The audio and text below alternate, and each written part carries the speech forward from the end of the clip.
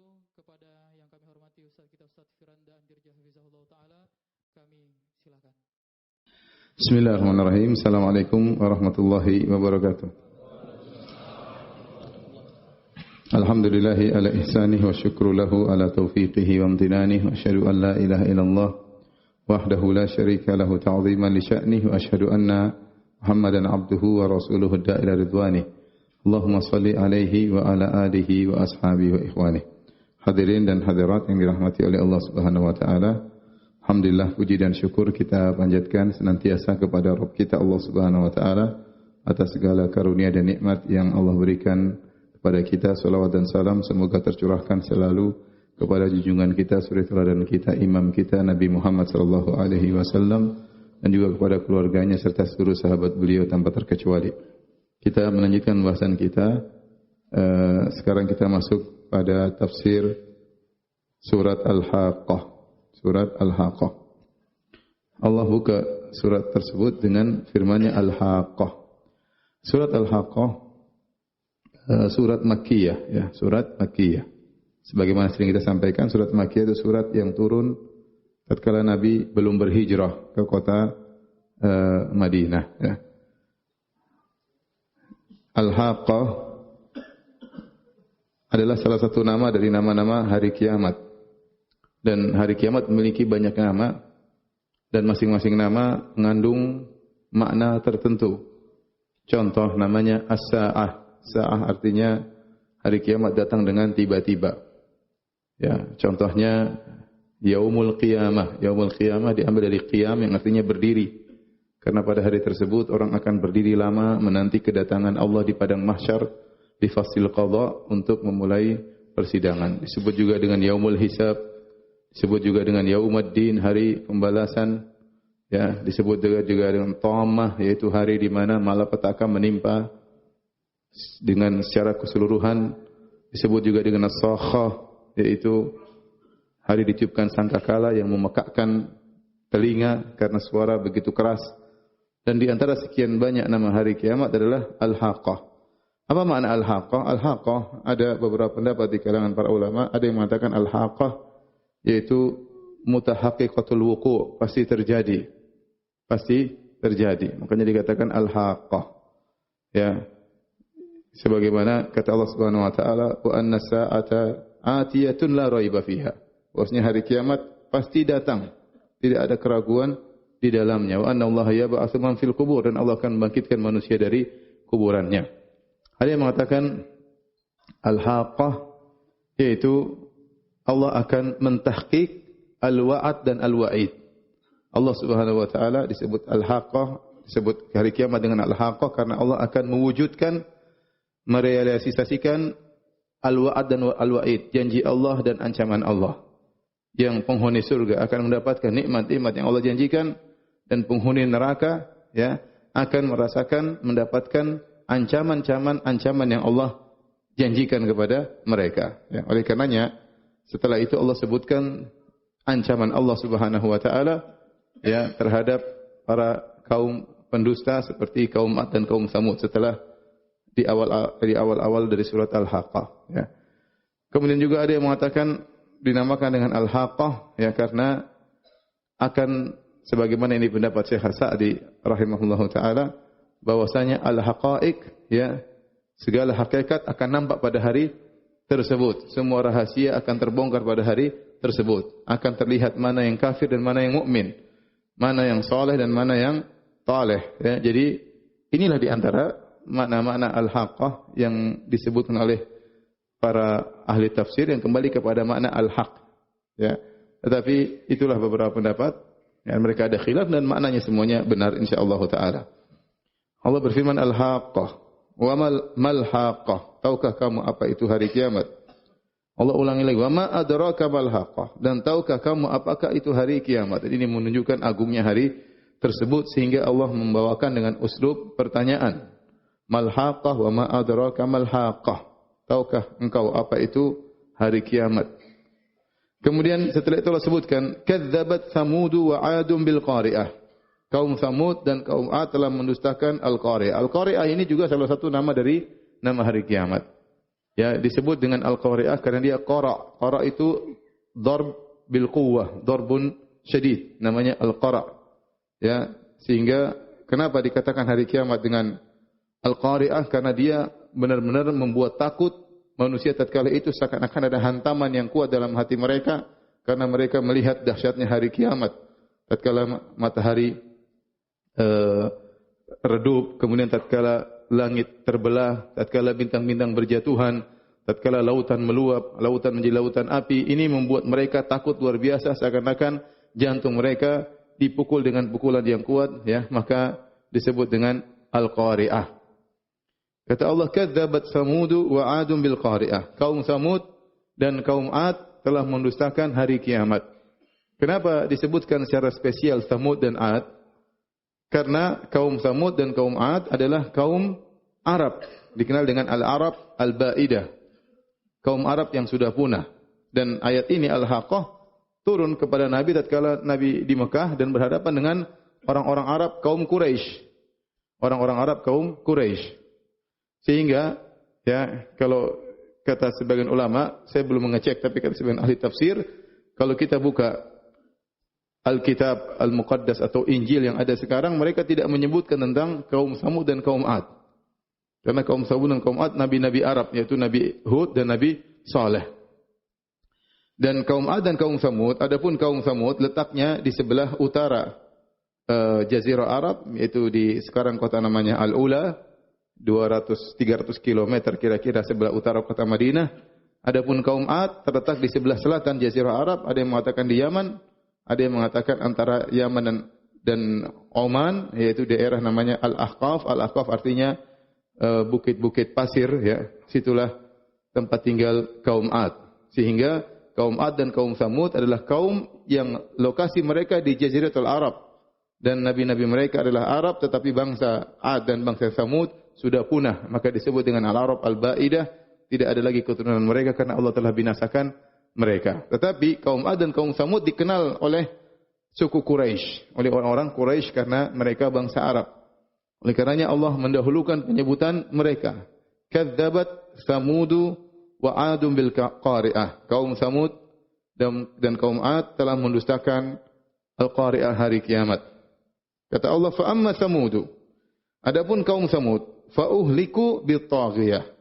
Maka mereka telah dibinasakan dengan at-taghiyah. Kita tahu bahwasanya kaum Samud binasa dengan sayhah, dengan suara yang sangat keras, ya.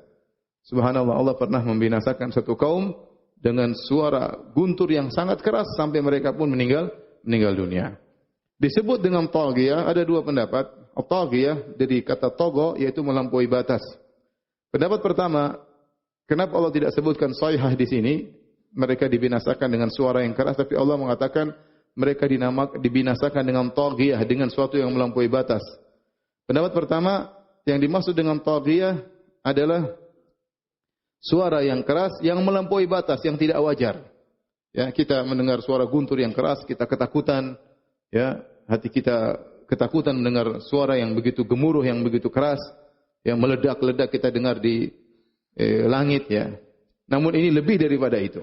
Lebih daripada itu, suara sangat keras yang membuat mereka meninggal dunia. Ya, ini disebut kenapa dinamakan dengan taghiyah. Ya, artinya suara keras yang tidak wajar, yang tidak pernah mereka dengar sebelumnya. Pendapat yang kedua disebut dengan taghiyah. At-taghiyah di sini maksudnya adalah Qudar bin Salif, sang pembunuh ontanya Nabi Saleh. Ya, karena kaum Samud Allah mengutus wa ila Samud akhahum Salihah, kepada kaum Samud kami utus saudara mereka sesuku dengan mereka, yaitu Saleh. Dan Allah kirimkan bersama Nabi Saleh onta Allah, naqatullah, yaitu onta Allah Subhanahu wa taala, yang Nabi Saleh sudah mengingatkan kaumnya, fala tamassuha bisu'in fayakhudhukum adzabun qarib. Jangan kalian sentuh sama sekali onta tersebut, ganggu sedikit pun tidak boleh, kalian akan ditimpa dengan azab yang segera, ya. Tapi mereka tidak peduli, ya. Kemudian kata Allah dalam surat Asy-Syamsi wa Duhaha, idzim ba'atha ashqaha, maka mereka bermusyawarah kaum Samud, maka bangkitlah salah seorang yang paling celaka di antara mereka, konon namanya adalah Qudar bin Salif, sebagaimana disebutkan oleh para ahli tafsir. Dialah yang yatawallal amr, dialah yang yubashirul qatl, dia yang langsung membunuh onta Nabi Saleh, dan dia itu yang disebut dengan taghiyah. Disebut dengan apa? Taghiyah, yaitu seorang yang zalim, yang dia kemudian dengan nekatnya dia pun membunuh onta Nabi Saleh. Tetapi tatkala yang membunuh Qudar bin Salif meskipun satu orang, namun karena itu adalah hasil musyawarah, maka Allah menyiksa mereka seluruhnya. Makanya dalam Al-Quran Allah mengatakan fa'aqaruha, mereka pun membunuh onta Nabi Saleh. Mereka pun menyembelih onta Nabi Saleh. Padahal yang melakukan cuma satu orang. Tetapi Allah menggunakan kata ganti jamak. Fa'aqaruha, mereka pun membunuh onta Nabi Saleh. Meskipun yang melakukan satu orang, tetapi yang lainnya ridha, yang lainnya setuju, maka hukumnya sama. Seakan-akan Allah berkata, fa'amma samudu fa'uhliku. Adapun kaum Samud, mereka dibinasakan seluruhnya gara-gara perlakuan Qudar bin Salif satu orang. Tetapi kenapa semuanya dibinasakan? Karena mereka ridho, setuju dengan perbuatan Qudar bin Salif. Ini hati-hati, sikap setuju terhadap maksiat, hati-hati. Bisa jadi seorang tidak melakukan maksiat, tapi dia setuju. Enggak apa-apa, enggak masalah. Mau syirik, mau kufur, terserah, enggak ada masalah. Saya setuju-setuju saja. Bahaya, meskipun seorang tidak melakukan, tapi ikut setuju, ini bahaya ya, karena bisa jadi dia juga terkena dampaknya, terkena dosa, sebagaimana yang dialami oleh kaum Samud. Kemudian Allah sebutkan kaum berikutnya, kaum Ad. Kaum Ad ini sebenarnya sebelum kaum Samud. Makanya disebut dengan Adanil Ula, Ad yang pertama itu kaum Ad, kemudian Samud itu Ad yang kedua karena Samud keturunan kaum Ad. Samud keturunan kaum Ad. Kata Allah, wa amma Adun, adapun kaum Ad, fa uhliku birihin sarsarin atiyah, maka mereka dibinasakan dengan angin yang sarsar, yaitu sangat dingin dan kencang. Atiyah kencang. Kaum Ad adalah kaum yang istimewa. Allah berikan mereka banyak kenikmatan. Wa zadakum fil khalqi bastah. Kata Allah, Allah tambahkan pada kalian kekuatan. Mereka keturunan Nabi Nuh, tapi mereka melampaui nenek moyang mereka, kaum Nabi Nuh, dengan tubuh yang besar, tubuh yang sangat kuat. Saking kuatnya mereka pun sombong, ya. Fa amma 'adun fastakbaru fil ardi bighairil haqq wa qalu man ashaddu minna quwwah. Adapun kaum Ad, maka mereka sombong di atas muka bumi karena kekuatan mereka, tanpa ada hak mereka sombong. Karena semua kekuatan Allah yang berikan kepada mereka. Maka mereka sesumber berkata, man ashaddu minna quwwah. Siapa yang lebih kuat daripada kami? Memang tidak ada yang lebih kuat dari mereka. Awalam yarau anna Allah alladhi khalaqahum huwa ashaddu minhum quwwah. Tidakkah mereka lihat bahwasanya Allah yang menciptakan mereka lebih kuat daripada mereka. Jadi mereka sombong, mereka angkuh, mereka memiliki bangunan-bangunan yang besar, ya. Hebat intinya kaum Ad. Subhanallah, mereka kufur kepada Nabi Hud, ya, ini yang mereka tinggal di Ahqaf, ya, antara Hadramaut, antara Yaman dengan Oman, ya, di daerah padang pasir, ya, Jibal Romliyah. Mereka tinggal di situ. Kemudian mereka sombong dan angkuh. Maka Allah binasakan mereka dengan apa? Cuma dengan udara, dengan angin. Allah tidak kirim besi hantam mereka, tidak. Allah tidak kirim macan makan mereka, tidak. Allah kirim angin aja. Ya, angin tapi bukan angin biasa. Angin yang sangat kencang yang mengangkat mereka. Yang sifat angin tersebut sarsar. Sarsar ini mengumpulkan tiga sifat. Sarsarin atiyah mengumpulkan tiga sifat. Pertama, sarsarin angin yang sangat dingin. Dingin di sini dingin yang sangat menyiksa. Ya, karena seorang bisa tersiksa dengan panas dan seorang bisa tersiksa dengan apa? Dengan dingin. Saking dinginnya menembus tulang. Bagaimana kalau 0 derajat saja sungguh dingin, minus 10 derajat, apalagi kalau minus entah berapa derajat. Dingin tersebut sangat menyiksa. Makanya di neraka juga ada siksaan dengan panas, ada siksaan dengan apa? Dengan dingin. Dingin yang sangat tajam, menembus tulang, menyiksa dengan rasa yang sangat amat sakit.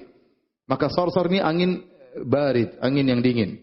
Kemudian sarsar sebenarnya mengatakan seperti Al-Qurtubi dan juga Tahrir bin Ashur bahwasanya sarsar itu menguatkan suara yang sangat bising, yang sangat keras. Selain dingin dia sangat apa? Sangat keras. Suara yang sangat keras, berisik. Yang ketiga, dia sangat kencang, sangat kencang. Saking kencangnya Allah Subhanahu wa taala sebutkan dalam surat Al-Qamar, tanzi'un nasa.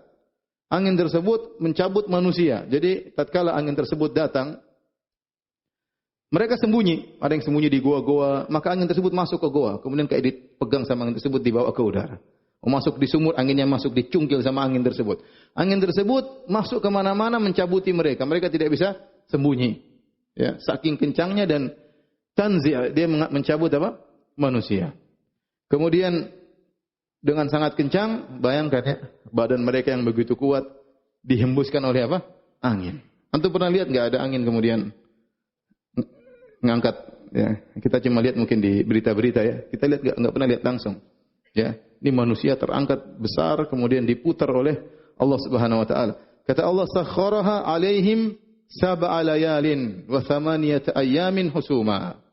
Maka Allah menimpakan angin itu kepada mereka selama 7 malam 8 hari. Selama 7 malam 8 hari. Yang sombong dengan kekuatan mereka cuma mati gara-gara apa? Angin ya. Cuma mati gara-gara angin ya. Kemudian diangkat angin tersebut, mengangkat mereka. Kemudian diputar di udara selama 7 malam 8 hari. Husuman. Husuman ini juga ada 2 pendapat. Pendapat pertama, kata ahli tafsir, husuman artinya mutataliyah, mutatabi'ah, tidak berhenti. Selama 7 hari 8 malam, angin tersebut tidak pernah reda sedikit pun. Kencang terus muter mereka selama 6 hari, selama 7 hari 7 malam 8 hari. Ya, bayangkan. Lamanya seminggu lebih ya. Diputar sama angin tersebut. Kencang sekali. Ada yang mengatakan husuman artinya qati'ah, musta'silah, yang menghabisi mereka. Karena husum dalam bahasa Arab artinya al-qata'. Makanya pedang dinamakan dengan husam. Dinamakan husam karena dia qati'. Jadi sifat angin tersebut sangat kencang, 7 malam 8 hari tidak berhenti dan membinasakan mereka. Ya. Kata Allah, fataral qauma fiha sar'a. Engkau melihat kaum tersebut mereka binasa, sar'a, terhamparkan di atas tanah, ka'annahum a'jazu nakhlin khawiyah. Seakan-akan mereka adalah tunggul pohon korma yang telah kosong, yang telah lapuk. Jadi Allah mengatakan fataral qauma, kau lihat. Dan ini uslub dalam bahasa Arab untuk menggambarkan sesuatu yang sangat dahsyat, seakan-akan engkau lihat langsung.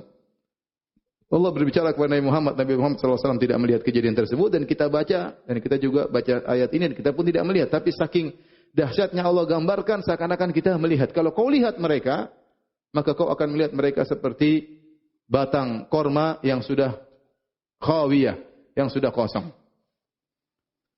Apa maksudnya khawiyah?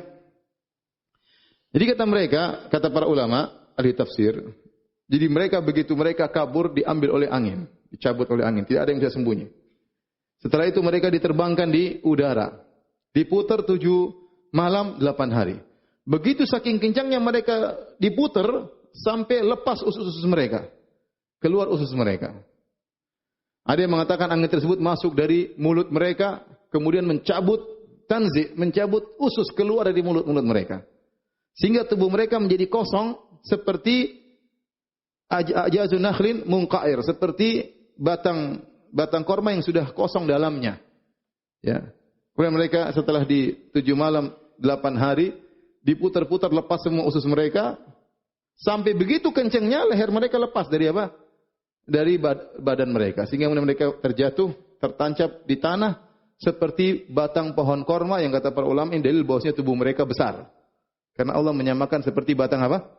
Batang korma. Tertancap, kemudian tewaslah mereka. Itulah kaum Ad yang sombong dan angkuh, bangga dengan kekuatannya. Allah binasakan hanya dengan apa? Dengan angin ya. Hanya dengan angin. Tidak usah kirim besi, kirim angin aja sudah tewas.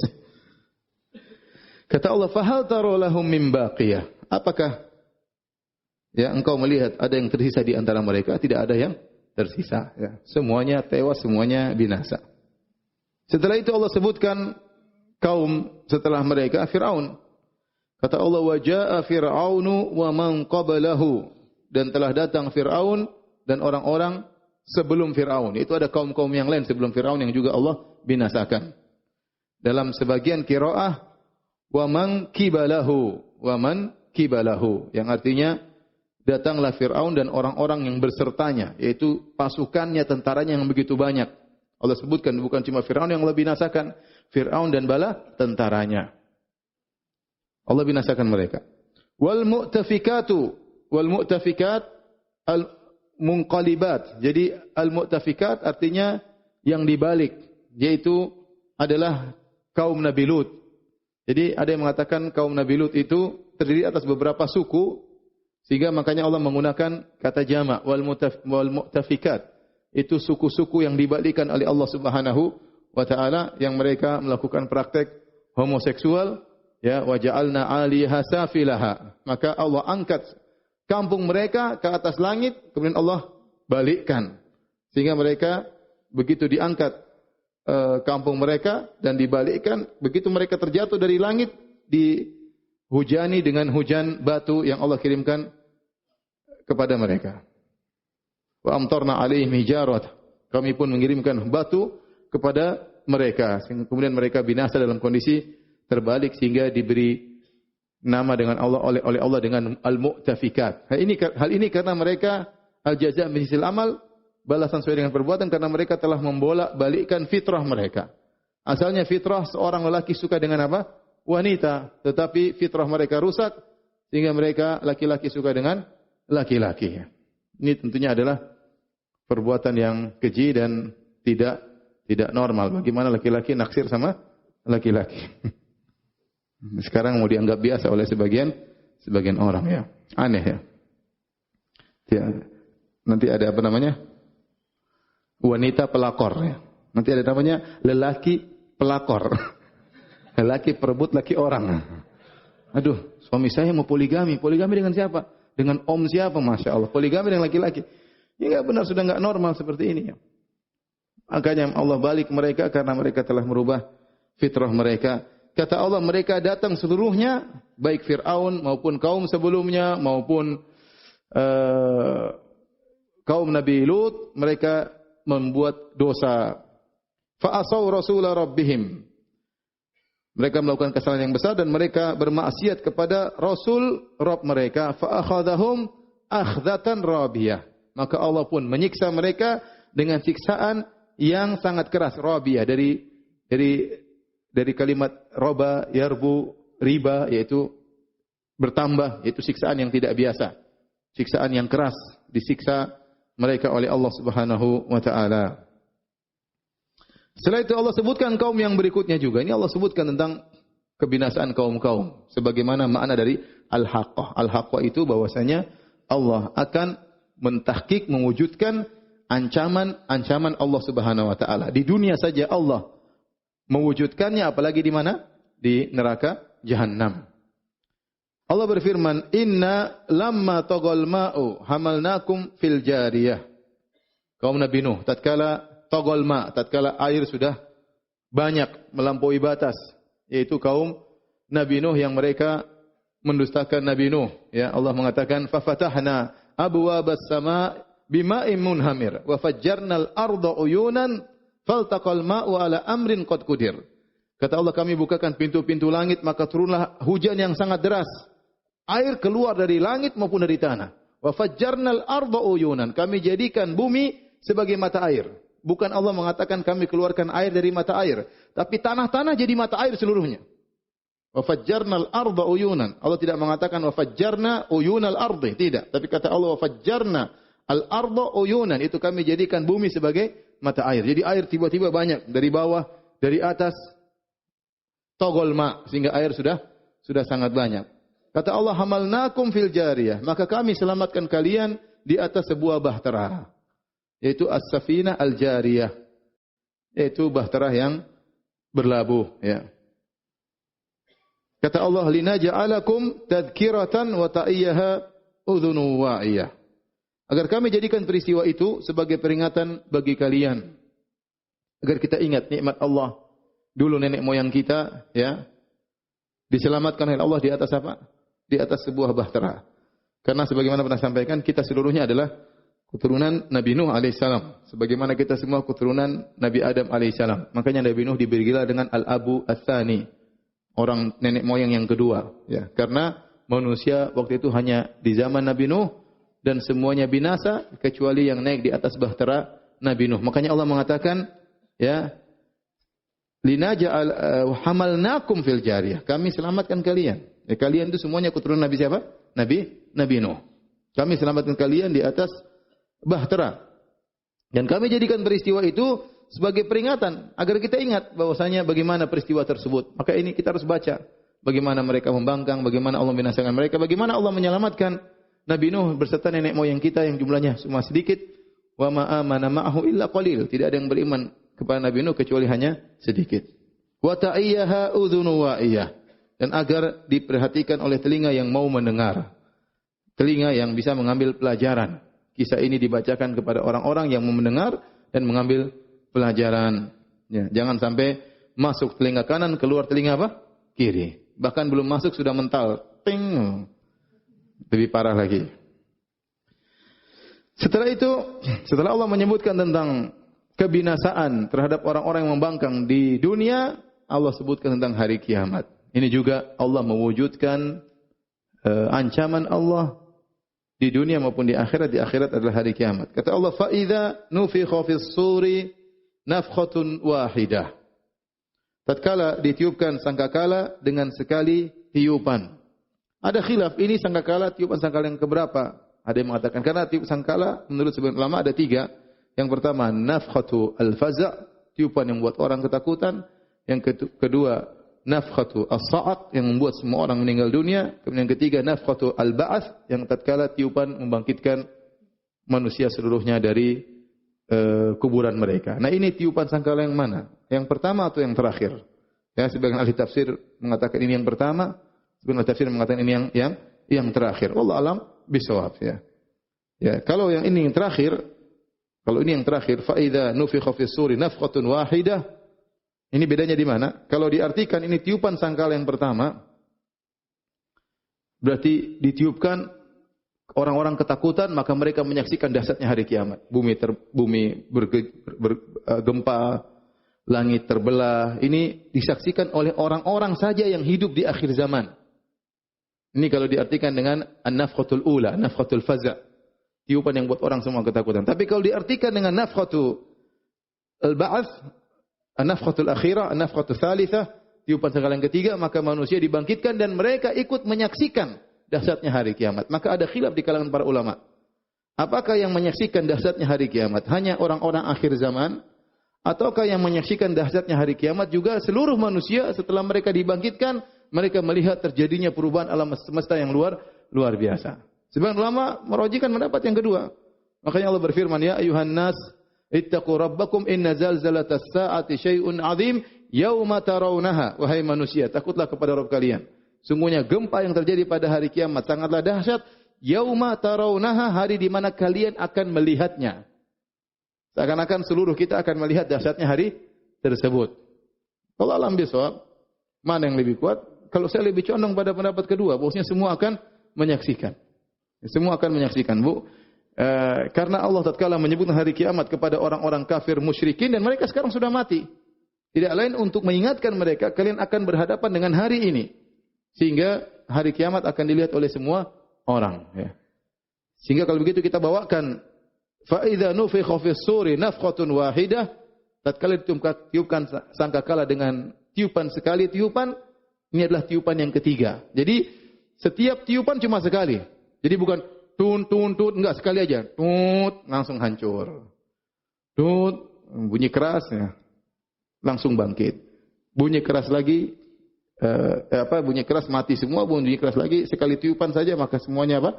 Bangkit ya. 3 kali tiupan dan setiap tiupan cuma hanya sekali tiupan.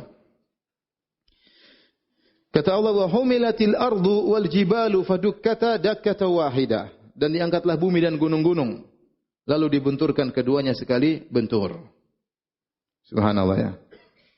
Bumi dilepaskan dari pasaknya, diangkat berterbangan, kemudian dihancurkan, ditabrakkan dengan bumi, diangkat baru dihancurkan, turunkan ke bumi, hancur semuanya.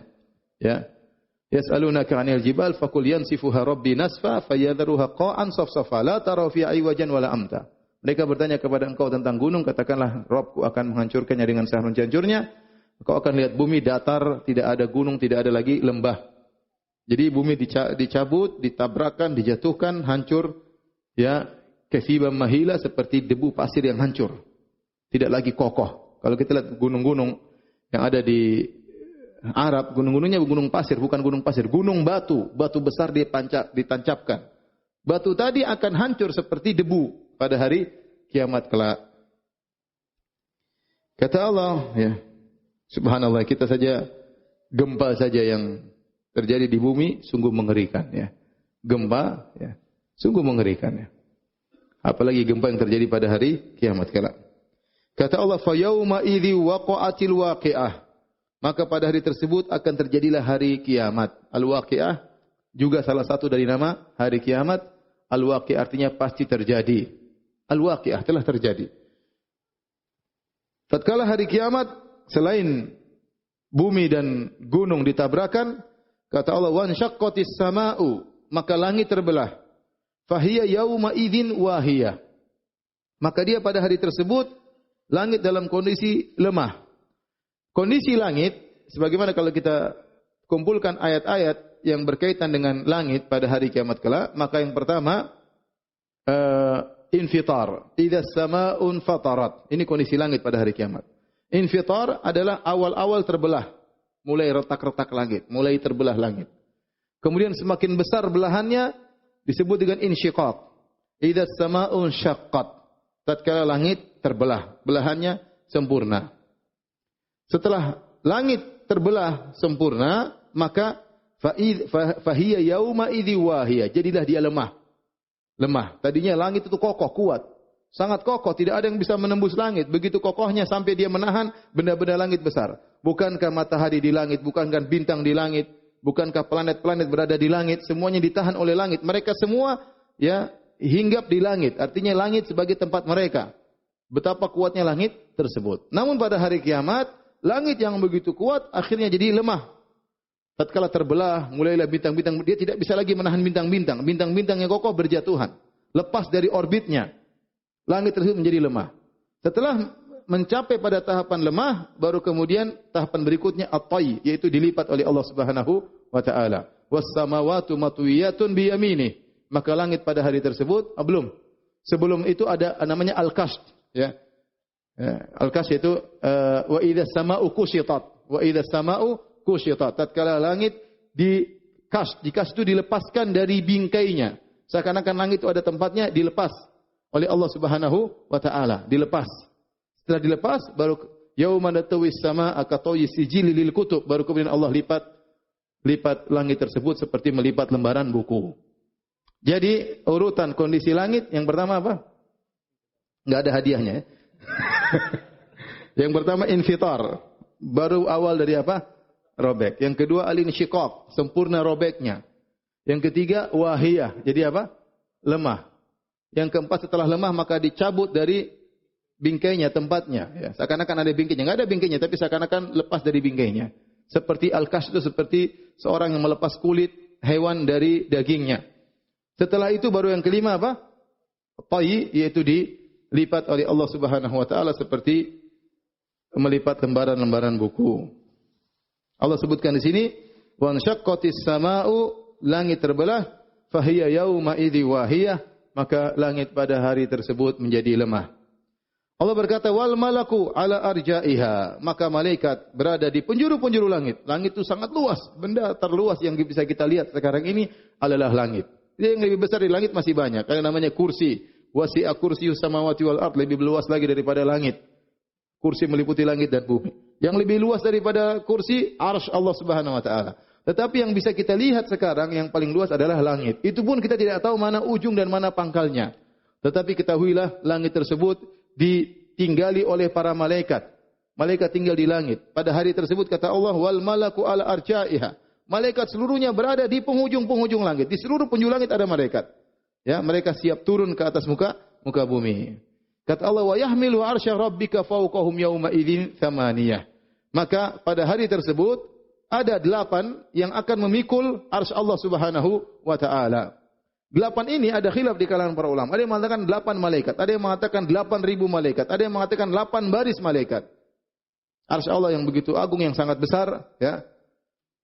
Kita tahu bahwasanya sebagaimana dalam asar, dalam hadis bahwasanya tidaklah kursi dibandingkan dengan langit dan bumi, kecuali langit dan bumi seperti halaqah mulqat dilemparkan di sebuah padang, seperti cincin dilemparkan di padang. Ya, itulah langit cincinnya, padang adalah kursi Allah Subhanahu wa taala. Dan tidaklah kursi dibandingkan dengan arsy kecuali seperti itu pula. Artinya arsy itu sangat besar, ya, sangat besar. Dan pada hari tersebut arsy akan dipikul oleh 8 malaikat, apakah 8 malaikat atau 8.000 malaikat atau 8 baris malaikat, ya. Malaikat sangat besar memikul arsy Allah Subhanahu wa taala. Setelah itu Allah berfirman, "Yauma idzin tu'radun, la takhfa minkum khafiyah." Maka pada hari tersebut kalian akan dihadapkan. Tu'radun di sini ahli tafsir mengatakan maksudnya yauma idzin tuhasabun. Kalian akan dihisab. Dipaparkan di hadapan Allah untuk dihisab, dihisab. Ya, karena proses hari kiamat setelah terjadi gempa yang dahsyat, perubahan alam semesta, maka bumi dirubah menjadi padang mahsyar. Ya, yauma tubaddalul ardu ghairal ardi, bumi dirubah menjadi bumi yang lain, itu dimodifikasi oleh Allah menjadi padang mahsyar. Kemudian manusia dikumpulkan.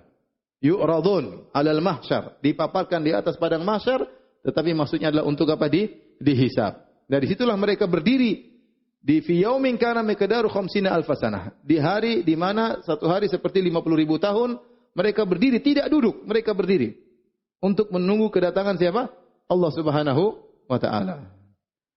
Begitu Allah datang di fasil qada, wa jaa rabbuka wal malaku saffan saffa, datanglah Rabbmu dan malaikat bersaf-saf mengiring kedatangan Allah Subhanahu wa taala, baru kemudian yauma idzin tu'radun. Maka pada hari tersebut kalian akan dihisab. La takhfa minkum khafiyah. Tidak ada suatu pun yang tersembunyi bagi Allah dari kalian. Apa yang dimaksud dengan la takhfa minkum khafiyah? Tidak ada yang tersembunyi. Kata sebagian ahli tafsir, maksudnya seluruh amal yang selama ini kalian sembunyikan, kebaikan maupun keburukan akan nampak pada hari tersebut. Karena Allah yang mengetahui zahir dan batin. Semua akan terbongkar. Jadi kalian selama ini tukhfi, engkau selama ini menyembunyikan, ada amal kebajikan yang kau sembunyikan, atau orang lain tidak tahu, akan dibongkar pada hari tersebut. Ada maksiat yang kau lakukan selama ini kau sembunyikan, tidak ada yang tahu, ya. Keluargamu enggak tahu, istrimu pun tidak tahu, anakmu pun tidak tahu, Allah akan bongkar pada hari tersebut. Ini salah satu makna. Ada yang mengatakan tidak ada yang tersembunyi karena kalian semua akan dipaparkan di tanah yang datar. Mau sembunyi di mana? Padang mahsyar itu tidak ada laisa fiha ma'lamun li ahad. Tidak ada suatu pun tanda-tanda di padang mahsyar. Tidak ada pohon, tidak ada gunung, tidak ada lembah, tidak ada goa, tidak ada rumah, tidak ada pelakat. Semua datar sehingga siapa yang mau sembunyi? Enggak ada yang sembunyi. Semua kelihatan. Ada yang mengatakan tidak ada yang tersembunyi, artinya semua aurat akan terbuka. Semua aurat akan terbuka. Tidak ada yang bisa disembunyikan pada hari tersebut. Karena kata Nabi, yuhsyarun nasu yaumal qiyamati hufatan uratan gurlan buhman. Manusia akan dibangkitkan pada hari kiamat dalam kondisi hufatan, tidak pakai alas kaki, uratan, tidak berpakaian, gurlan belum sunat, buhman tidak membawa apa-apa, sehingga tidak ada yang tersembunyi. Atau ada yang mengatakan tidak akan tersembunyi mana yang beriman, mana yang kafir. Semuanya akan ketahuan pada hari tersebut. Yauma idzin tu'radun ay yauma idzin tuhasabun. La takhfa minkum khafiyah. Tidak ada satupun kondisi darimu yang tersembunyi di sisi Allah Subhanahu wa taala. Tatkala Allah menghisab, maka Allah membagikan catatan amal. Dan disebutkan ini terjadi di Arasat Yaumul Qiyamah, itu di padang mahsyar. Maka manusia terbagi menjadi dua, yang menerima catatan amal dengan tangan kanan dan yang menerima catatan amal dengan tangan kiri. Kata Allah Subhanahu wa taala, "Fa amman utiya kitabahu bi yaminih." Adapun orang yang menerima catatan amalnya dengan tangan kanannya, ini tanda dia baik, tanda dia berhasil, tanda dia lulus. Kalau kita boleh ibaratkan seperti orang menerima raport, menerima ijazah, maka diberikan ijazah tersebut, dia terima dengan tangan kanan. Maka tentu dia akan bangga. Fa yaqulu ha umqra'u kitabiyah. Maka dia pamerkan kepada kawan-kawannya. Kata dia, ha umqra'u kitabiyah. Seakan-akan dia berkata, khudhuh waqra'uh. Ambillah buku catatanku, lihat ijazahku. lihat ijazahku, lihat rapotku, silakan baca, dia bangga. Itu hari yang sangat dia berbahagia karena dia menerima laporan hasil amal dia seumur hidupnya. Ini laporannya, nilainya. Maka dia bangga, dia mengatakan, "Ha'umuqra'u kitabiyah." Bacalah catatan amalku. Lihat situ ada berbaktinya kepada orang tua, ada salat malamnya, ada sedekahnya. Dia bangga, nilainya semua bagus. Lihatlah, bacalah. Kemudian dia berkata, "Inni dzanantu anni mulaqin hisabiyah." Di antara yang membuat dia berhasil mendapat nilai yang baik pada hari kiamat kelak, karena selama di dunia dia mengatakan, "Inni dzanantu anni mulaqin hisabiyah." Waktu saya di dunia, saya yakin saya akan bertemu dengan hari ini, yaumul hisab. Saya yakin saya akan diberi laporan tentang catatan amalku. Fa huwa fi 'ishatir radiyah. Kata Allah, maka orang itu berada dalam kehidupan yang diridhai, kehidupan yang menyenangkan, kebahagiaan abadi, fi jannatin 'aliyah, dalam surga yang tinggi. Kutufuha daniyah. Meskipun surga tersebut tinggi, tetapi buah-buahannya daniyah. Wa dhullilat kutufuha tadlila. Mudah diambil. Orang yang duduk bisa langsung petik buahnya, orang yang berdiri bisa ngambil buahnya, orang yang berbaring juga bisa ngambil apa? Buahnya. Ya Allah alam bagaimana caranya? Apakah tangkainya turun sendiri? Ya Allah alam ya. Yang jelas tidak ada yang susah di surga. Di surga tidak ada yang susah. Semuanya apa? Gampang. Bahkan buah saja mungkin kita lihat datang sendiri. Tit. Bidadari juga kita lihat langsung datang sendiri. Tit. Menghayal aja. Jadi tidak ada yang susah di akhirat, di surga. Yang susah cuma di dunia. Di dunia semuanya perlu perjuangan. Adapun di akhirat tidak ada namanya perjuangan. Semuanya tinggal menerima balasan. Semuanya adalah kebahagiaan, semuanya adalah kemudahan. Sampai buah-buah saja kalau mau diambil tinggal datang sendiri, tidak perlu Anda loncat, tidak perlu Anda manjat ya. Enggak perlu manjat-manjat di sana ya. Datang sendiri turun kutufuha daniyah, buah-buahnya datang tinggal dipetik, tinggal dimakan. Kemudian kata Allah Subhanahu wa taala, "Kulu washrabu hani'an bima aslaftum fil ayyamil khaliyah." Makanlah dan minumlah ya dengan sedap, dengan bahagia. Bima aslaftum fil ayyamil khaliyah, karena amalan yang kalian lakukan di hari-hari yang telah lalu, yaitu di dunia. Ini dalil bahwasanya masuk surga dengan sebab amal soleh. Karena Allah mengatakan bima aslaftum, dengan sebab apa yang telah kalian lakukan fil ayyamil khaliyah, pada hari-hari yang telah lalu di dunia. Jadi mengenai masuk surga, Allah menjadikan sebab untuk masuk surga. Sebab masuk surga adalah amal. Udkhulul jannata bima kuntum ta'malun, dalam ayat yang lain. Masuklah kalian dalam surga karena amal kalian. Tetapi amal tersebut sebenarnya tidak pantas untuk bisa membayar surga. Oleh karenanya, amal itu bukan untuk bayar surga, tetapi amal merupakan sebab untuk mendatangkan rahmat Allah dan karunia-Nya sehingga Anda bisa masuk surga. Adapun Anda masuk surga bukan dengan amal Anda, bukan dengan membayar amal Anda. Makanya kata Nabi sallallahu alaihi wasallam, la yadkhulul jannata ahadun bi amalihi. Tidak seorang pun masuk surga dengan membayar amalnya. Wala anta ya Rasulullah, wala ana. Apakah kau juga demikian? Kata Nabi, saya pun tidak bisa masuk surga bukan karena amal saya, ya. Walakin an yataghammadani Allah bi rahmati. Tapi Allah telah memenuhi saya dengan rahmatnya. Jadi yang benar, terlalu banyak dalil Al-Qur'an maupun sunnah yang menunjukkan sebab masuk surga adalah amal soleh. Tetapi amal soleh itu bukan untuk membayar apa? Surga. Karena amal kita ini enggak ada bandingannya dengan surga yang kita dapatkan. Antum bayangkan kata Nabi SAW, raka'atul fajri khairum minad dunya wa fiha. Salat 2 rakaat sebelum subuh, itu berapa menit kita kerjakan? Coba ente salat 2 rakaat sebelum subuh berapa rakaat? Berapa menit? 2 menit? 1 menit? 2 menit? Ya. Sunnahnya kan dipercepat ya. Jangan sok lama-lama. Sunnahnya cepat. 3 menit. Itu kalau antum kerjakan dapat pahala lebih baik daripada dunia dan seisinya. Apakah 2 rakaat yang kita kerjakan setengah-setengah ngantuk itu pantas untuk mendapatkan dunia dan seisinya? Tidak pantas. Kalau jual beli ya enggak pantas. Masa cuma 2 rakaat dapat dunia dan seisinya? Enggak pantas. Oleh karenanya amal soleh itu bukan untuk membayar pahala. Enggak cukup. Antum salat malam dapat bidadari. Salat malam aja cuma sambil ngantuk-ngantuk ya, setengah-setengah jatuh. Kalau imamnya kelamaan sudah di belakang. Mau dapat bidadari enggak pernah ngomel, subhanallah. Ente imam lama sedikit ente ngomel di belakang. Jadi apakah pantas salat malam kita untuk membayar bidadari yang abadi selama-lamanya, enggak pernah ngomel sekalipun? Enggak pantas amal kita. Maka amal kita ini bukan untuk bayar apa? Surga, tapi dia sebab untuk mendatangkan rahmat Allah bagi kita, sehingga dengan rahmat tersebut kita dapat apa? Surga.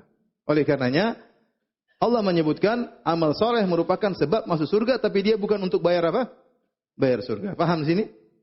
Nah, dari situlah semakin banyak amal seseorang, semakin tinggi derajat surganya. Semakin tinggi kualitas kenikmatan yang akan dia dapatkan di surga. Maka tidak ada jalan lain sekarang kecuali kita perbanyak amal soleh. Mumpung masih hidup, mumpung masih ada umur, ya, mumpung masih sehat, ya, mumpung masih ada rezeki, beramal soleh sebanyak-banyaknya. Ya. Al-yaum amalun bila hisab. Yang ada sekarang hanya amal, tidak ada hisabnya. Godan hisabun bila amal. Hari kiamat kelak yang ada cuma hisab, tidak ada lagi amal. Sudah tidak bisa beramal. Maka sungguh beruntung orang yang banyak beramal soleh di dalam kehidupannya di dunia. Kata Allah, kulu washrabu hani'an. Makanlah dan minumlah dengan penuh kebahagiaan. Dengan penuh kesedapan. Bima aslaftum fil ayyamil khaliyah. Karena kalian telah beramal soleh tatkala di dunia. Inilah golongan pertama yang mendapat raport, nilainya semuanya biru, semuanya keberhasilan, maka dia pun bangga dengan raport tersebut, bahkan dia pamerkan kepada kawan-kawannya, dia mengatakan, ayo baca, ayo baca. Kita kalau misalnya lulus punya gelar doktor, dokter belum tentu masuk surga. Kalau ini jelas ini raport langsung bisa masukkan dalam apa? Surga. Adapun kita syahadat ijazah di dunia saja kita sudah banggakan padahal tidak menunjukkan apa-apa. Apalagi seorang pada hari kiamat mendapatkan laporan kehidupannya. Raport kehidupannya selama dia hidup. Hasilnya ternyata dia lulus. Maka betapa luar biasa kebahagiaannya. Kemudian Allah sebutkan yang kedua. Wa amma man utiya kitabahu bishimali. Adapun orang yang diberikan catatan amalnya. Ya, dari sebelah kirinya. Maka ia berkata, fayaqulu ya laitani lam uta kitabiyah. Dia sudah tahu, dia belum lihat isinya. Tetapi Allah sudah buat dia ingat tentang apa yang dia lakukan. Ya. Kemudian dia tahu ini pertanda dia binasa. Karena kiri adalah tanda keburukan. Maka dia berkata, ya laitani lam uta kitabiyah. Seandainya aku tidak diberikan catatan amalku. Tidak ingin lihat. Tidak ingin lihat. Tapi kata Allah, ikra kitabak. Bacalah catatan amalmu. Terbuka dengan sendirinya. Dia akan baca. Dia mau tidak mau dia akan baca catatan apa? Amalnya untuk dihisab. Kemudian dia berkata, walam adri ma hisabiyah. Aku tidak tahu bagaimana hisabku. Dia tidak ingin dihisab. Tetapi tetap aja dihisab. Ya laitaha kanatil qadiyah. Maka tatkala itu dia berkata, seandainya aku mati tatkala ini. Dia ingin mati. Dia ingin selesai urusan. Subhanallah. Waktu di dunia, kematian adalah perkara yang sangat dia benci. Ketika di akhirat, kematian adalah cita-citanya, angan-angannya untuk mati. Karena dia tahu di balik hisab ini akan datang azab yang sangat panjang, yang tiada henti-hentinya dan abadi. Maka kematian yang sangat dia benci tatkala di dunia, hari itu dia sangat yatamannal maut, dia ingin mati tatkala itu. Ya laitaha kanatil qadiyah. Seandainya ya kematian itulah menyelesaikan segalanya, ingin mati. Tapi Allah tidak kasih mati. Kata dia, ma agna anni maliyah. Maka tidak manfaat kepadaku harta yang aku kumpulkan selama ini. Ya, dia dulu punya harta yang banyak. Tidak ada faedahnya. Tidak ada faedahnya. Hartanya sedikit pun tidak bisa menyelamatkan dia sama sekali. Karena selama di dunia dia berfoya-foya. Dia tidak bersedekah. Dia tidak berinfak. Ya. Dia ingin kesenangan dunia. Maksiat dengan hartanya. Ma'agna anni mali. Hartaku tidak bermanfaat bagiku sama sekali. Halaka anni sultaniyah. Binasalah kekuasaanku telah hilang. Apa? Dia dulu presiden, dia dulu raja, dia dulu jenderal, dia dulu pejabat, dia dulu orang terkaya. Enggak ada faedahnya jabatan yang dia miliki. Tidak ada faedahnya kekuasaan yang dia miliki. Pada waktu dia dibangkitkan, seluruh kekuasaannya dia tanggalkan. Yang jadi raja cuma Allah Subhanahu wa taala. Kata Allah, "Anal Malik, aina mulukul ard?" Aku adalah raja. Mana raja-raja dunia? Enggak ada yang berani menampakkan angkat kepalanya, enggak ada. Semuanya takut kepada Allah Subhanahu wa taala.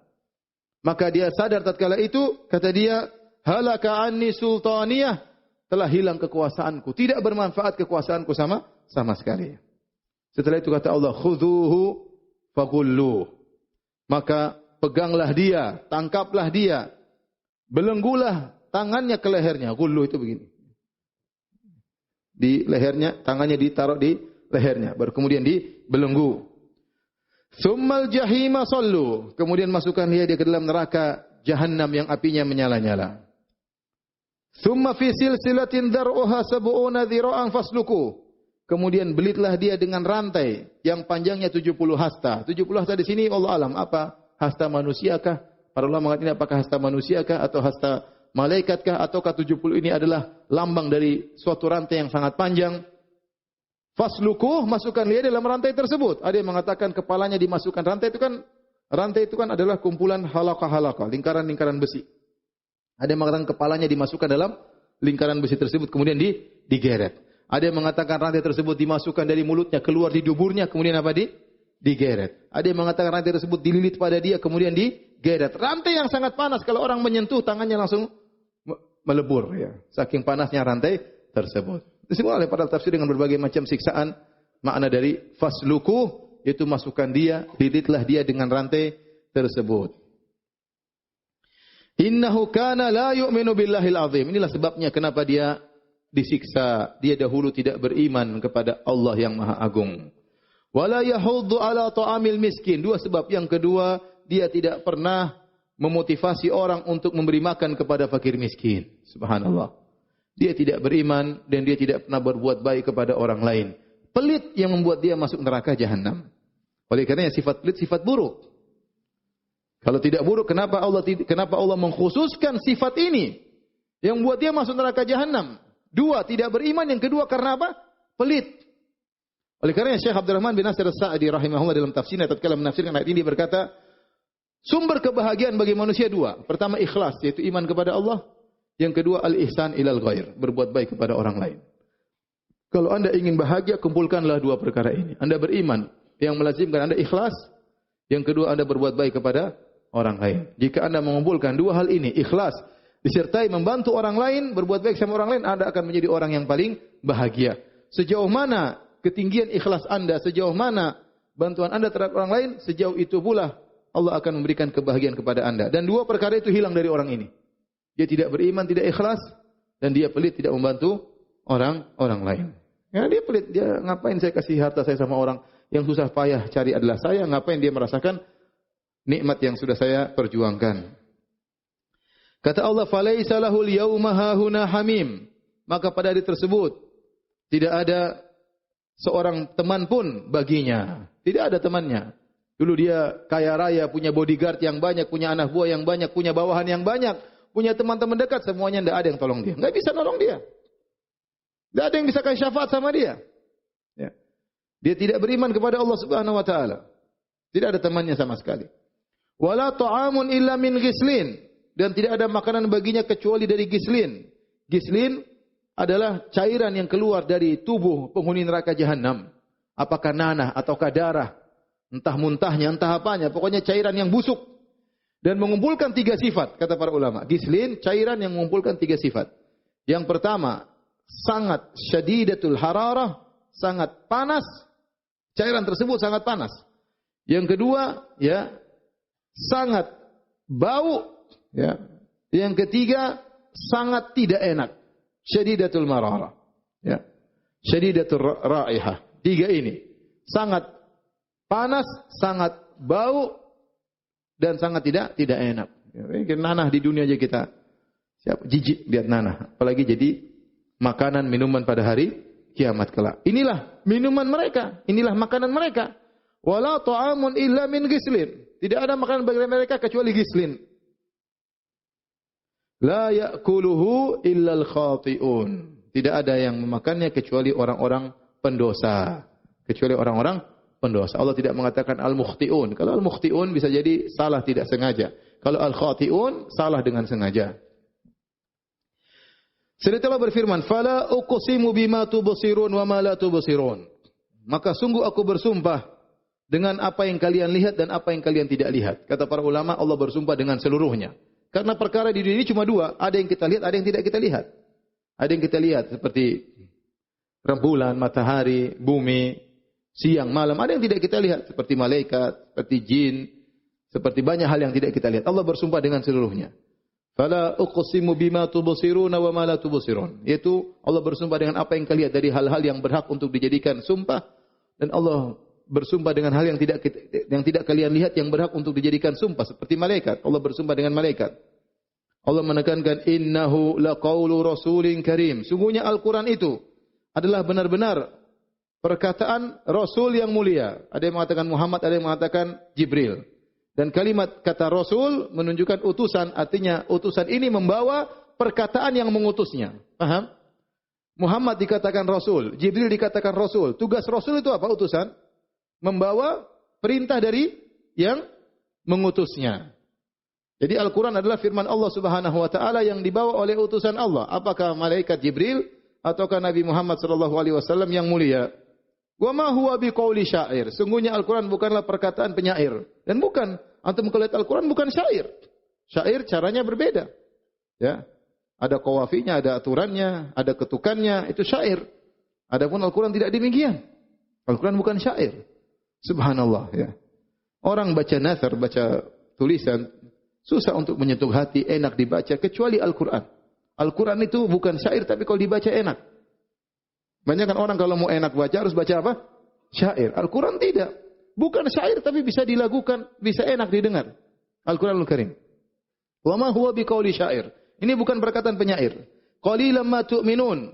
Dan hanya sedikit dari kalian yang beriman, wahai orang-orang kafir Quraisy. Hanya sedikit kalian yang beriman. Wala biqauli kahin. Dan ini juga bukan perkataan dukun, bukan mantra-mantra. Mana mantra-mantra? Ya, mantra-mantra, ya, macam-macam. Simsalabim, abrakadabra, ya. Syirik semua perkataannya itu, ya.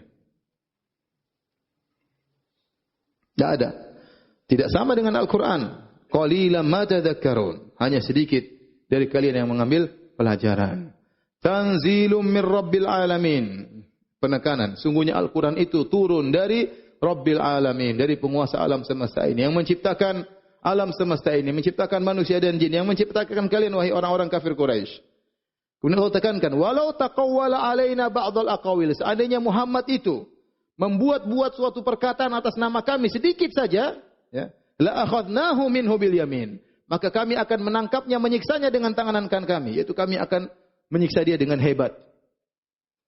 Tsumma laqata'na minhul watin, dan kami akan potong urat nadinya. Bayangkan. Seandainya Muhammad, dan Muhammad tidak akan melakukan demikian, tapi Allah ingatkan. Ini bukan perkataan Muhammad. Kalau ini karangan Muhammad, sedikit saja Muhammad ngarang-ngarang, Allah bilang begini padahal tidak. Ini dosa besar orang yang menisbahkan suatu kepada Allah ternyata bukan firman Allah. Bukan syariat Allah. Hati-hati. Ya, wa antaqulu Allahi ma la ta'lamun. Di antara dosa besar adalah berkata nama Allah yang kalian tidak ketahui. Asal ngomong tentang Allah Subhanahu wa taala. Bagi sekarang bahaya, banyak orang berani bicara tentang agama tanpa dalil. Agama dengan perasaannya, agama dengan ya akalnya, ya. Kata Allah, seandainya Muhammad mengadang-adakan, mengarang dan mengatakan dari Al-Qur'an, "Tsumma laqata'na minhul watin," kami akan potong urat tali jantungnya. Ada urat di jantung akan dilepas oleh Allah, maka matilah Muhammad. Fama minkum min ahadin anhu hajizin. Dan sekali-sekali tidak seorang pun dari kalian yang dapat menghalangi kami dari pemotongan urat nadi tersebut. Ancaman. Wa innahu latadhkiratul lil muttaqin. Sungguhnya Al-Quran itu benar-benar suatu pelajaran bagi orang yang bertakwa. Pelajaran bagi orang bertakwa. Ini makanya kita di antara kekurangan kita kurang perhatian dengan isi Al-Quran. Sekarang alhamdulillah kita melihat sahwah, perkembangan luar biasa. Betapa banyak orang semangat hafal Al-Quran, anak kecil. Tapi yang itu sarana, yang paling penting adalah bagaimana memahami isi apa? Al-Quran. Karena Al-Quran itu hanya bisa menjadi pelajaran kalau kita pahami maknanya. Ya, kalau sekedar dibaca tanpa dia pahami maknanya, maka belum, itu baru tahapan.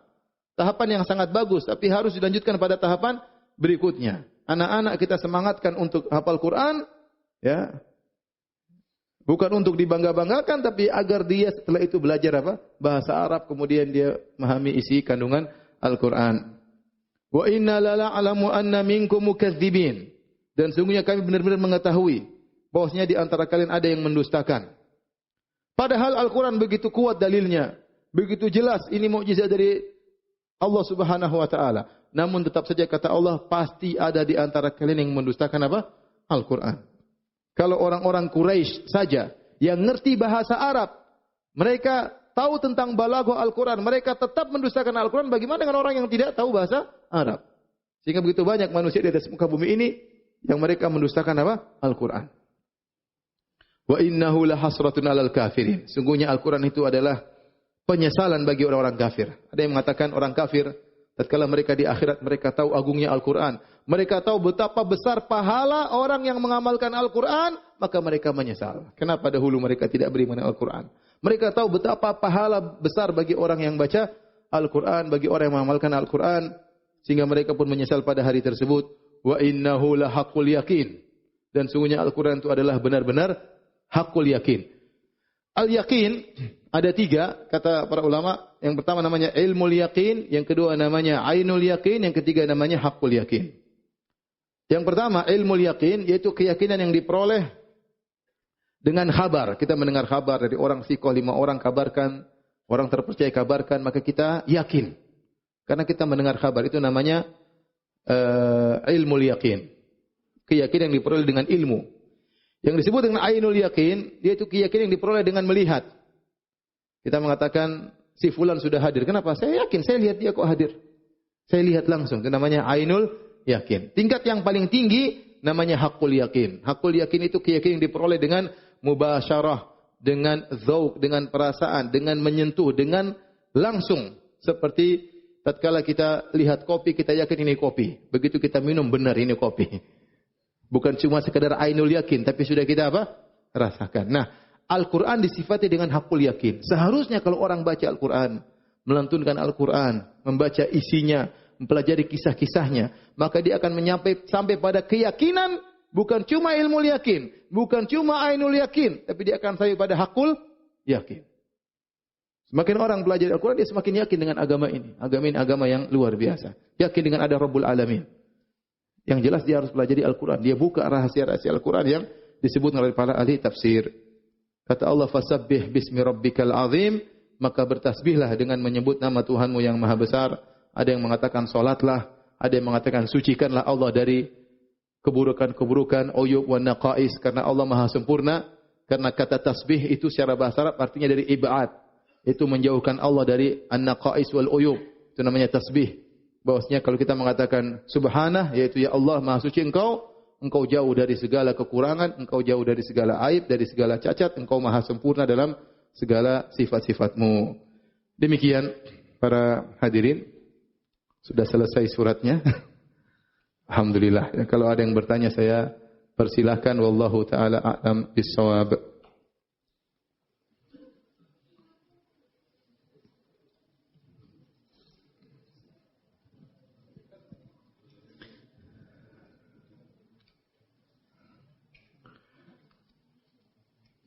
Ustaz, apakah ada kemungkinan bagi orang yang menerima kitab dengan tangan kiri akan diampuni oleh Allah atau mendapat syafaat? Wallahu a'lam bishawab. Ayat-ayat yang disebutkan dalam Al-Quran tentang orang menerima dengan tangan kiri, kebanyakan tentang orang-orang kafir. Allah sebut tentang orang-orang kafir, orang yang tidak beriman. Orang yang tidak beriman. Saya tidak tahu pelaku maksiat mereka menerima catatan amal bagaimana. Ya. Allah sebutkan cuma 2 model. Yang pertama orang penghuni surga, yang kedua penghuni neraka Jahannam. Jadi kalau orang sudah menerima dengan tangan kiri, yang Allah sebut dalam Al-Quran, pasti masuk apa? Neraka. Nah, pelaku maksiat Allah alam bagaimana cara mereka menerima catatan amal. Ya. Yang jelas, yang dalam Al-Quran, semua yang menerima catatan amal dengan kiri, semuanya dalam neraka Jahannam.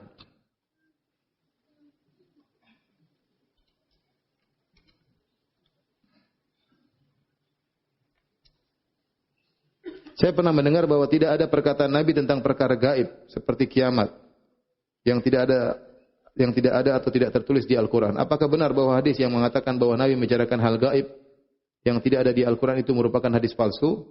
Seandainya sahih, kenapa tidak tertulis dalam Al-Quran? Banyak hal gaib banyak perkara yang tidak dituliskan dalam apa? Al-Quran. Makanya Allah mengatakan wa ma atakumur rasulu fakhudhuhu. Wa ma nahakum anhu fantahu. Apa yang datang dari Rasulullah maka ambillah.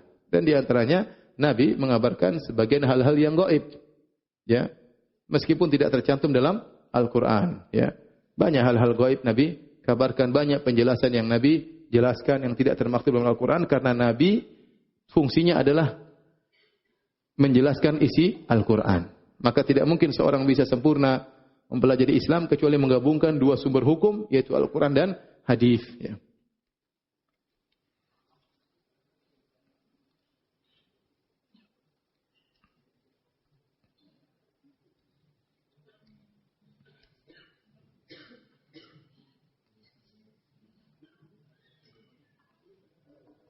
Apa maksud hikmah malaikat menjunjung ars padahal tanpa malaikat Allah sanggup?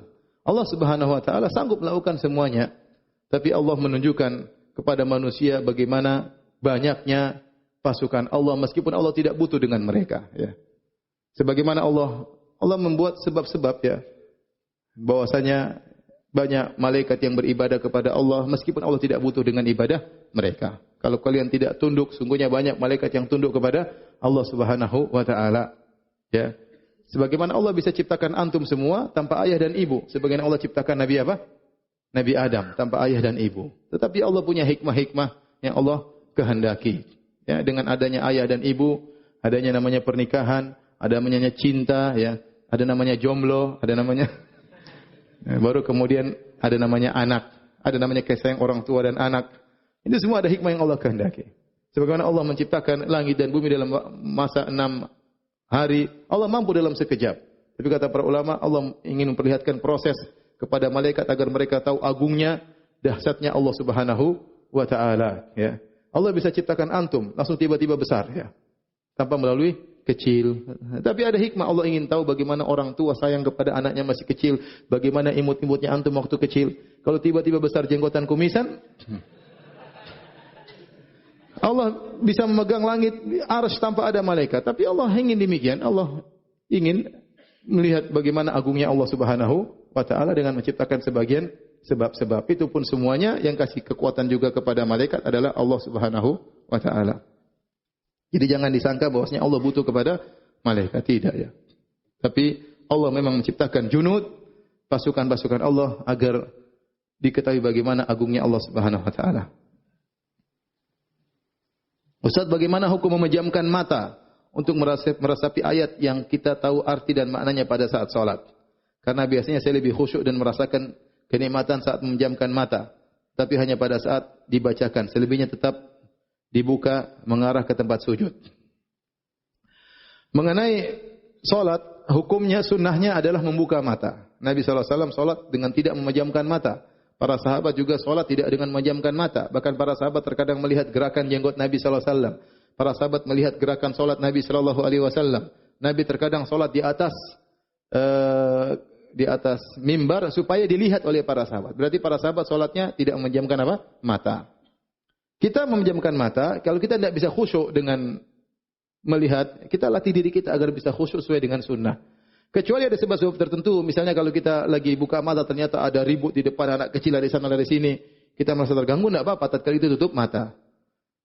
Tapi kalau enggak ada sebab, maka kita berusaha tidak memejamkan apa? Mata, karena sunnahnya tidak memejamkan mata.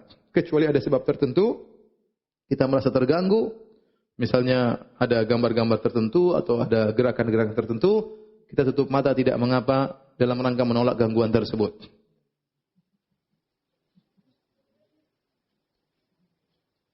Dijelaskan ada kaum yang akan menerima kitabnya dengan tangan kirinya. Kemudian dalam surat Al-Insyiqaq dijelaskan bahwa terdapat kaum yang diberikan kitab melalui belakang punggungnya. Mohon penjelasannya Ustaz. Apakah terdapat perbedaan antara kedua kaum tersebut atau sama saja?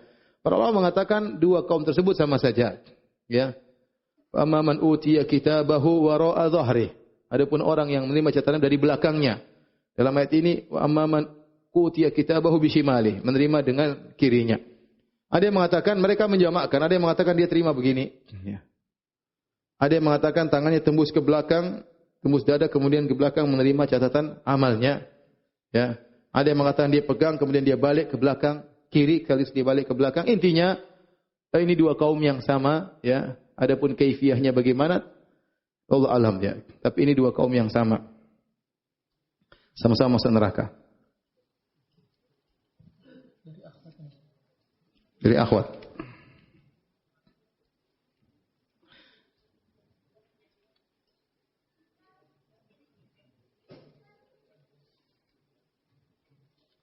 Bolehkah kita mengidam-idamkan kematian ketika berada di dunia karena merasa dunia merupakan penjara dan ingin cepat-cepat bertemu dengan Allah Subhanahu wa taala? Kalau kita memang merasa berat, merasa kehidupan sulit menghadapi fitnah di hadapan kita, kita boleh berdoa, Allahumma ahyini in kanatil hayatu khairan li wa tawaffani in kanatil wafatu khairan li. Kita bilang, ya Allah, hidupkanlah aku jika memang kehidupan baik bagiku, dan matikanlah aku jika memang wafat baik bagiku. Kita tidak tahu mana yang lebih baik bagi kita. Bisa jadi dengan kita mati, kita bebas dari berbagai macam fitnah. Ya, makanya dalam hadis Nabi SAW pernah datang kepada Ahlul Baqi dan mengatakan, intinya makna hadis, kalian beruntung, sekarang timbul fitnah yang sudah banyak, sementara kalian sudah meninggal dunia. Dan bisa jadi kalau kita hidup, ternyata kita lebih banyak beramal soleh, lebih banyak punya tabungan untuk akhirat, sehingga surga bisa menjadi lebih tinggi. Maka serahkan kepada Allah. Ya, seorang tidak berharap kematian, ya, tetapi kalau memang dia merasa berat, takut fitnah di hadapan dia, sebagaimana disebutkan oleh para ulama tentang Imam Al-Bukhari, waktu dia difitnah dengan fitnah yang luar biasa, dia minta untuk segera meninggal dunia. Ya. Tetapi hukum asalnya kita tidak minta mati. Ya. Kecuali kita khawatir tentang suatu, itu pun kita kembalikan kepada Allah. Kita mengatakan, Allahumma ahyini in kanatil hayatu khairan li wa tawaffani in kanatil wafatu khairan li. Ya Allah, hidupkanlah aku jika hidup lebih baik bagiku, dan wafatkanlah aku jika memang kematian lebih baik bagiku.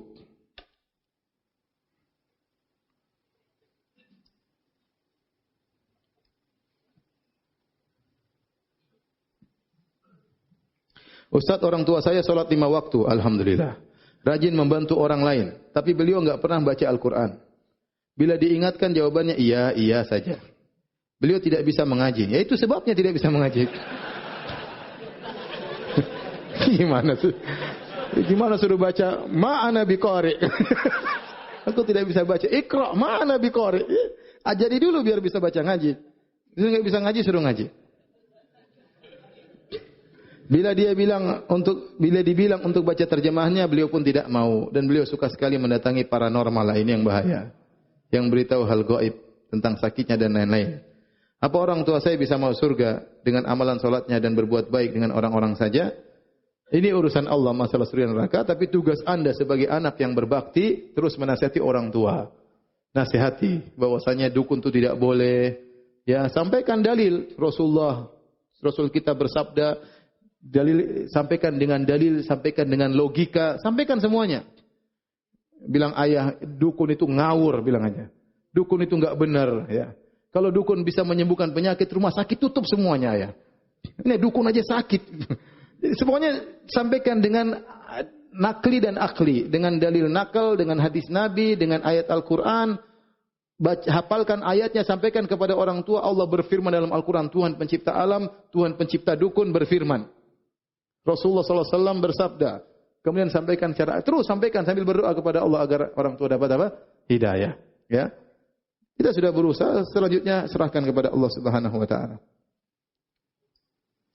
Saat kita dizalimi oleh orang kafir, bisakah kita minta keadilan kepada Allah sementara mereka tidak mempunyai pahala?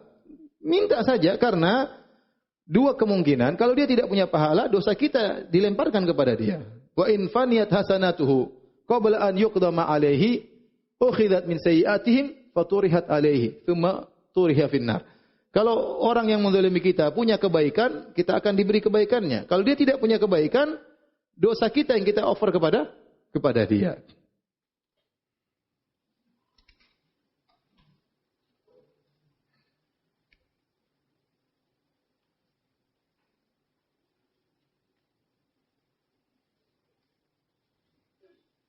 Bagaimana hukum seorang yang dahulu jahil, tidak berpengetahuan, sehingga tidak melakukan zakat mal? Apakah perlu menghitung dan melakukan zakat mal yang terdahulu? Untuk lebih hati-hati, antum tanya di Halo Ustaz, tanya ke Ustaz Irwandi atau Ustaz Musyafa atau Ustaz Anas, ya. Saya ada jawaban di kepala, tapi saya tidak yakin dengan jawaban saya. Tanyakan kepada mereka yang lebih paham.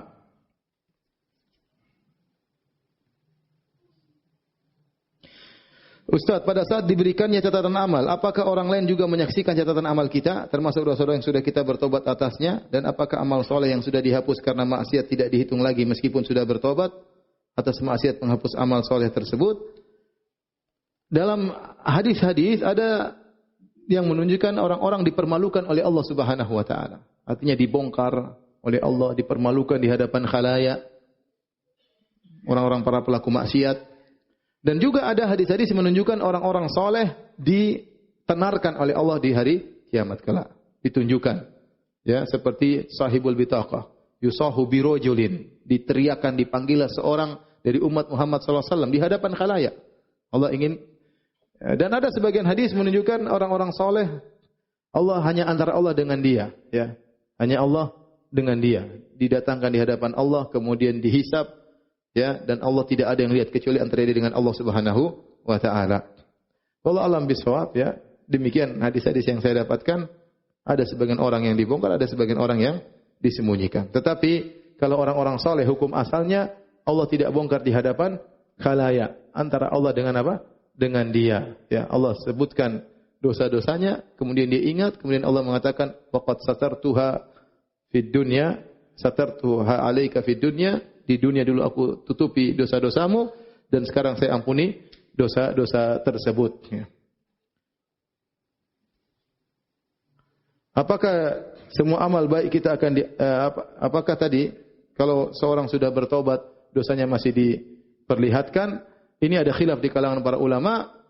Sebagian ulama mengatakan tetap diperlihatkan dan sebagian ulama mengatakan tidak diperlihatkan lagi. Ini pembahasannya sebagaimana disebut oleh Syekh Shalih As-Sindi hafizahullah taala dalam kitabnya Al-Hasanat dan Wasayyi'at, ya. Dia bahas bagus masalah ini dan kebanyakan ulama berpendapat bahwasanya dosa yang sudah kita bertobat tetap diperlihatkan oleh Allah Subhanahu wa taala.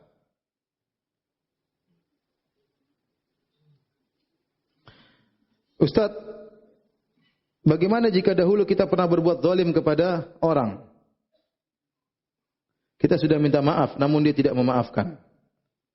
Apakah kelak semua amal baik kita akan diambil olehnya?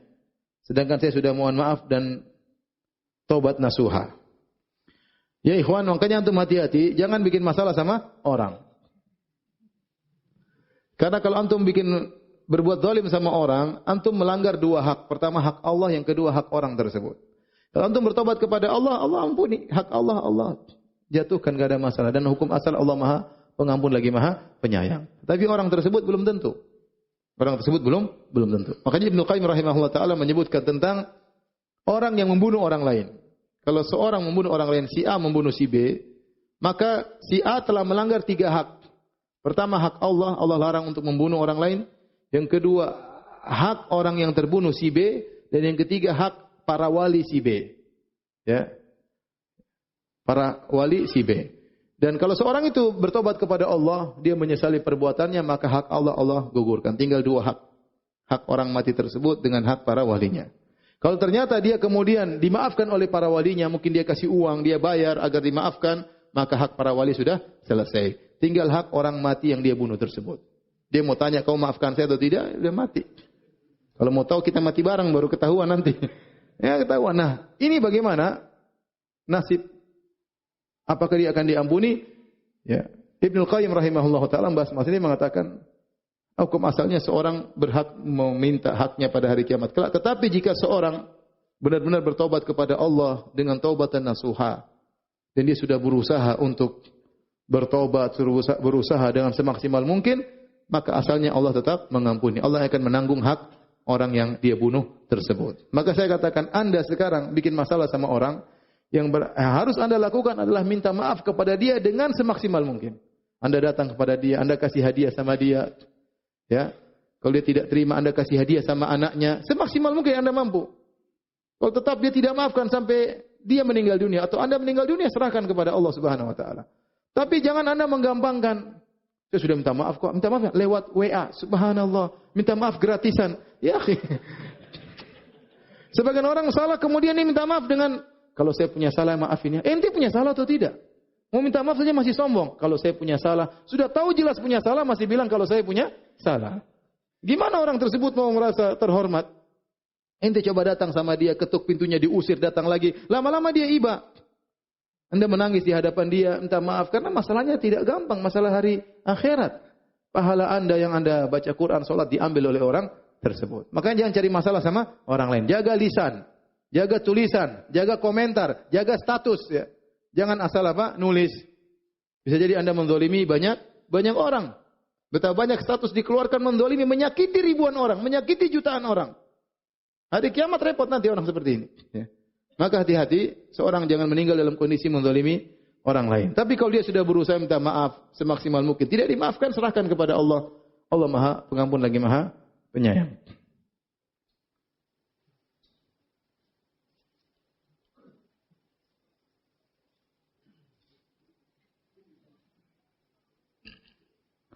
Banyak tersebar di tempat saya melalui beberapa dosen bahwa banyak mereka yang menentang mendustakan Al-Quran sebab yang terkandung di dalamnya hanya pantas untuk kaum Arab pada saat itu. Mereka menganggap tidak cocok dengan lingkungan mereka. Bagaimana menurut Ustaz? Ini kita merasa cocok nggak dengan Al-Quran? Kalau nggak cocok terhadap orang-orang yang stres gitu, biarin aja. Kita cocok Al-Quran, cocok, kita bahagia dengan Al-Quran. Hadis-hadis Nabi cocok. Mereka orang liberal, mereka mengatakan, lihat Al-Quran, itu hanya cocok untuk 1400 tahun yang lalu. Sekarang sudah perlu tidak cocok dengan realita zaman sekarang. Coba buktinya, Allah sebutkan tentang surga. Surga isinya apa? Isinya adalah kebun-kebun, taman-taman, sungai-sungai. Ya, bidadari-bidadari. Itu hanya cocok untuk Arab Badui zaman dahulu. Ini kedustaan. Ya akhi, sampai sekarang orang-orang kaya pergi ke puncak, ya tidak? Cari taman-taman. Tidak? Sampai sekarang orang-orang yang super kaya pengen lihat sungai yang indah. Apalagi bidadari. Ternyata di sungai tersebut banyak bidadari mandi. Gimana orang enggak senang? Jadi ini kedustaan. Sampai sekarang nufus majbulah, jiwa itu senang untuk melihat yang hijau-hijau, yang indah-indah. Sampai sekarang, di tahun 2019 ini. Kemudian mereka mengatakan hanya orang Badui yang suka begitu. Sampai sekarang orang suka dengan demikian. Orang-orang Eropa coba datang jauh-jauh. Saya pernah satu pesawat sama orang dari mana? Dari Swedia. Waktu saya ke Papua. Subhanallah. Saya duduk sama dia. Saya tanya, bahasa seadanya. Jangan antum kira saya bahasa Inggris. Itu saya tanya mau kemana. Dia entah paham nggak paham. Intinya dia bilang dia mau ke Raja Ampat. Subhanallah. Dia bilang saya sudah berapa puluh jam naik pesawat. Bayangkan dari kota yang sangat mewah pergi ke Papua untuk melihat apa? Melihat pantai. Hanya orang liberal saja yang bahlul, yang tidak suka dengan pantai, ya. Yang tidak suka dengan kebun-kebun. Ya. Mereka bahlul, fitrah mereka sudah berubah, ya tidak. Maka jangan dengar perkataan mereka, jangan dengar perkataan mereka. Kalau tidak cocok dengan mereka, wajar. Mereka cocoknya homoseksual halal, itu baru cocok bagi mereka. Itu baru sesuai dengan fitrah mereka. Homoseksual apa? Halal. Perempuan boleh menceraikan suaminya. Itu baru cocok syariatnya buat mereka. Bisa baca syariat yang hendaknya dirubah. Di antaranya bukan cuma suami yang boleh mencerai istri. Istri juga boleh mencerai apa? Suami. Bahkan kalau suami dicerai istri, maka suami punya masa iddah juga. Subhanallah. Masa iddahnya 4 bulan 10 hari. Ya khiyente majnun, masa idah mau tunggu apa lagi-lagi. Kalau perempuan boleh cerai suaminya, sehari dia ceraikan kita 3 kali. Sedikit-sedikit, mas, saya cerai kamu, subhanallah. Itulah, itu yang cocok syariat buat orang apa? Liberal. Al-Quran enggak cocok, ya memang enggak cocok karena hawa nafsu mereka. Cocoknya syariat yang menyimpang, homoseksual halal, dan yang lainnya. Itu yang cocok bagi mereka. Baik, demikian saja kajian kita. InsyaAllah kita lanjutkan nanti malam dengan tafsir surat Al-Jin. Ada hadiah. Baik, siapa yang bisa jawab pertanyaan pertama? Sebutkan tahapan langit pada hari kiamat kelak. Ya, berdiri. Hah? Yang jomblo enggak boleh. Yang jomblo enggak boleh. Ente jomblo enggak? Ya sudah. Sebutkan tahapan langit pada hari kiamat. 5 tahapan. Ada yang bisa jawab? Jomblo bukan? Enggak jomblo? Berdiri coba. Sebutkan nama. Sejak kapan terlepas dari belenggu jomblo? Umur? 24. Sejak kapan menikah? April kemarin? Oh, Masya Allah. Alhamdulillah. Baik, sebutkan 5 tahapan langit. Robek. Yang kedua? Robek besar. Yang ketiga? Enggak. Yang ketiga, sama itu robek juga. Terbelah itu robek. Bahasa Indonesia yang lain namanya robek. Yang ketiga, diam, jangan dikasih tahu, diam. Ulang, robek sempurna, sudah benar. Yang ketiga, lemah. Yang keempat, dilepas. Yang kelima, Masya Allah, silakan. Fadal.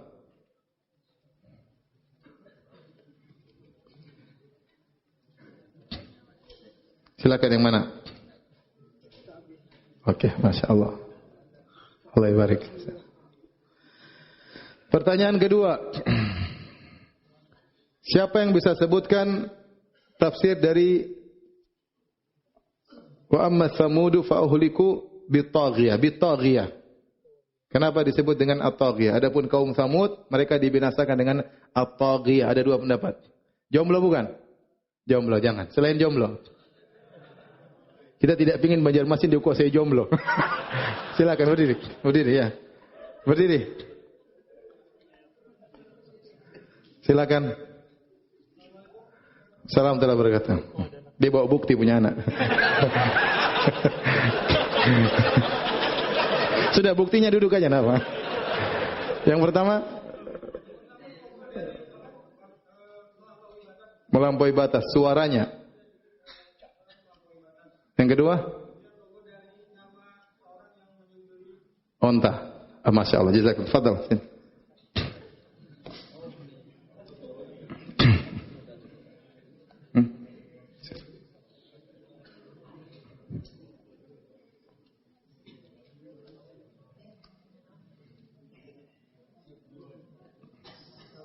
Salam, salam. Silakan. Yang mana? Bingung. Saya pilihkan. Oh, ini aja bukunya Ustaz Yazid, insyaallah. Baik. Baik. Milih buku saja bingung. Baik, kita lanjutkan. Siapa yang bisa sebutkan 3 sifat dari Gislin? Silakan. Yang di luar angkat tangan. Jomblo bukan? Alhamdulillah, silakan. Yang pertama? Iya, sangat bau. Yang kedua, raihah. Yang kedua, sangat tidak. Yang ketiga,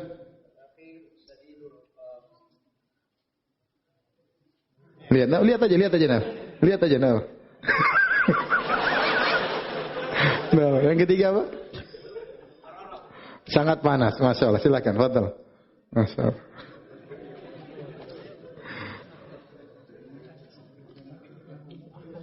Akhwat. Taib, yang akhwat. Silakan pilih.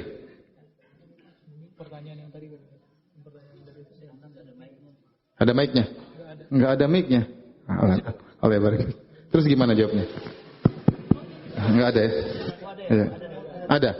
Taib. Akhwat, sebutkan 3 sifat angin yang menghabiskan kaum Ad. 3 sifat angin. Sor. Angkat tangan, terus panitia tunjuk. Jawab.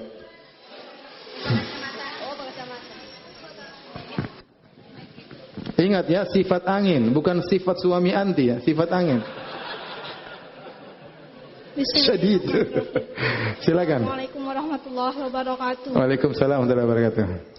1, angin yang sangat dingin. Yang kedua? 2, angin yang mengeluarkan suara yang bising dan keras. Yang ketiga? 3, angin yang sangat kencang bisa mencabut manusia. Masya Allah, jazakillah khairan. Pilih yang mana? Ensiklopedia bid'ah atau fikih salat? Ya. Yang ini aja ya. Oh ya udah ya, enggak apa-apa. Yang ini ya? Nggih. Ya. Jazakallah. Baik, pertanyaan kedua buat ibu-ibu pula.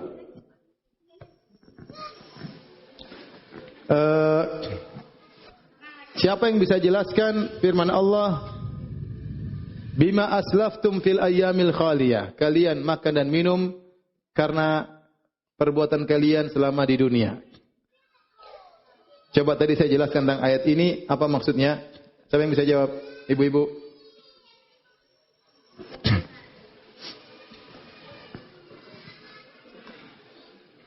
Ulangi pertanyaannya Ustaz. Ulangi. Saya ulangi, Allah berfirman, "Kulu washrabu hani'an bima aslaftum fil ayyamil khaliyah." Makanlah dan minumlah kalian di surga karena amal soleh kalian selama di dunia. Saya tadi berbicara tentang karena amal soleh kalian selama di dunia. Saya jelaskan maksudnya begini. Apa penjelasan saya? Tunggu ya. Saya tunggu apa? Emang kita laki-laki sabar menunggu.